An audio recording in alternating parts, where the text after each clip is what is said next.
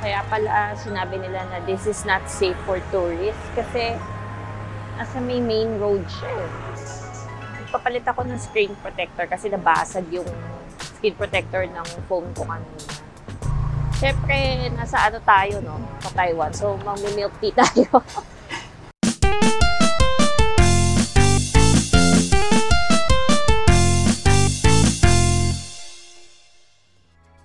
Hi! This video will go to Lingya night market here in Kaohsiung. So, we're now here. Kaya pala sinabi nila na this is not safe for tourists kasi nasa may main road siya eh. So, pagpasok mo, ito na yung main road kasi ito na yung night market. So, kailangan mo lang mag-ingat. But, ito daw yung mga saan kumakain yung mga locals. Eh ako naman, ito kasi yung malapit sa hotel. So, tingnan natin kung ano yung pwedeng makain. Barbecue, potato balls, and then yung mga fruits here.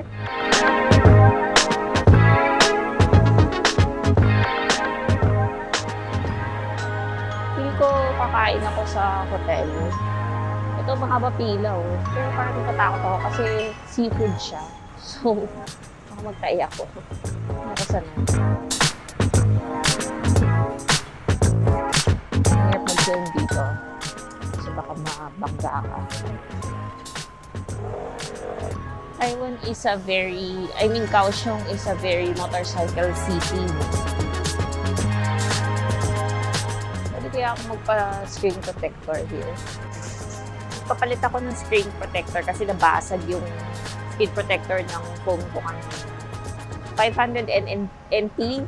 Mali yata ako, di ako tumawad. So anyways, akala ko kasi 1:1 yung Philippine peso. 1:2 pala. So yun, mahal pa ako, 800. Parang nasa 800 pesos yun. Anyways, sa Korea kasi, malamang mas mahal pa yun. Tama yung tanda ko. Nung nagpalagay ako before. Parang nasa 20,000 won yata yun or 15,000 won.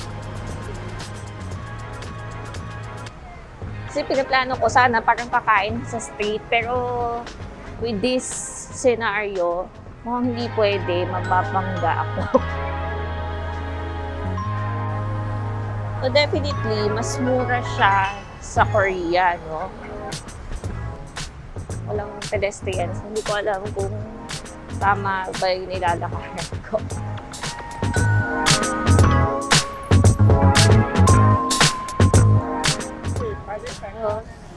Super haba ng pila.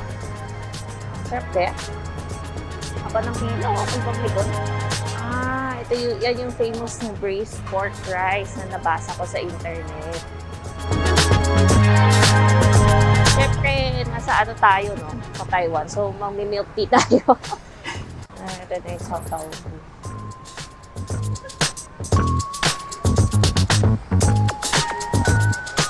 Peking duck.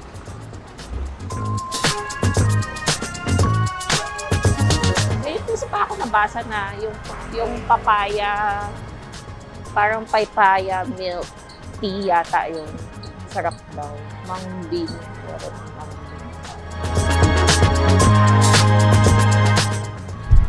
So, I'm back at the hotel. Hindi ako masyado na nag-film and kumain doon sa market kasi sobrang delikado.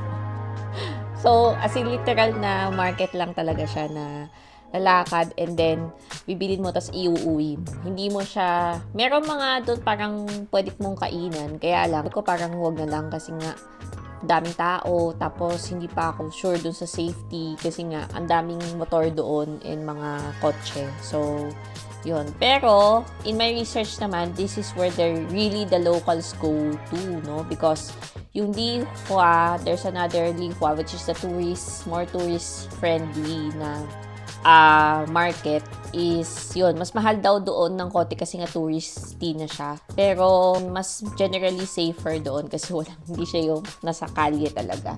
Ako, yung kasi mas malapit kasi to sa akin sa hotel namin. Kaya dito na lang ako pumunta kasi sabi ko baka may mawala pa ako or something. Mahirap makauwi. So yun, nag-Uber ako kasi hindi naman siya super layo, parang mga 7 blocks away. Kaya lang, nag-Uber na ako kasi gabi na. So, ayoko naman na baka mawala pa ako. Mahirap mawala pag gabi. No? So, in a foreign place pa tayo. So, anyways, here's what I bought. So, I bought this winter melon with lemonade tea. So, this cost me 50 Taiwan dollar. So, that's equivalent to around 100 pesos. And then, I bought this roasted chicken. Meron isa doon mahaba pila, parang yun yata yung pata team rice. Pero super haba talaga ng pila, kaya sabi ko wag mo lang doon. So anyways, this is popular also, the parang snow rice cake. So yun, this is 15 Taiwan dollars. And this one is 100 Taiwan dollars. Mas mura yung food prices compared to those in Korea. Pero sa Philippines, parang halos same lang din naman siya. Mas mahal pa nga siguro ng konti. Palit pa ako ng screen protector. Feel ko na pamahal ako doon kasi hindi ako tumawad. Ang nabili ko doon, 500 Taiwan dollar. Akala ko kasi 1:1 yung palitan with the Philippine peso. Kaya lang yung pala 1:2 na wala sa isip ko. So akala ko noong una okay na kasi di ba sa Philippines mga around nasa 500 pesos yun. Yun, hindi na ako tumawad kasi akala ko 1:1. Tapos yun, nagkamali ako, 1:2 nga pala. So parang lumalabas mga nasa 800 to 900 pesos yun. So, yun. So, feel ko napamahal ako kasi alam niya na turista ako. Nakakapag-talk naman ako ng Chinese ng konti. No? Pero, syempre, alam nila yan usually. And, bumili ako ng jogging pants doon. So, this is 250 Taiwan dollar. Nagpabili si mama kasi sabi niya maganda daw yung tela ng Taiwan na jogging pants doon. Maganda dito is may sizes. So, 2L yung kinuha ko. Yun yung difference sa Korea. Mas may sizes here than sa Korea. Yung napansin ko rin yung mga tao here. Mas may prints and mas makulay na yung suot nila. Kasi yung Korean napaka-plain and parang muted yung color. Pero dito sa Taiwan may mga prints na and ganun. Yun. So, basta ako, na-miss ko yung Chinese food. So, kakain na ako. Bye-bye! I hope you like this video. Please give this video a thumbs up and please subscribe to this channel. Bye-bye!